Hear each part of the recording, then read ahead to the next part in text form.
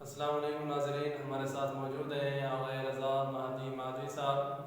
ہم ان سے پوچھیں گے حضرت علی علیہ السلام کی نگاہ میں کون سی چیزیں باعث امان ہیں؟ بسم اللہ الرحمن الرحیم۔ امیر المومنین حضرت علی علیہ السلام فرماتے ہیں کہ اس دنیا میں دو چیزیں باعث امان تھیں، ایک چیز جو تم سے اٹھا لی گئی ہے اور ایک چیز ابھی بھی باقی ہے۔ وہ چیز جو تم سے اٹھا لی گئی ہے وہ رسول گرامی قدر حضرت محمد صلی اللہ علیہ وآلہ وسلم کا وجود تھا، اور وہ چیز جو ابھی بھی موجود ہے وہ استغفار ہے۔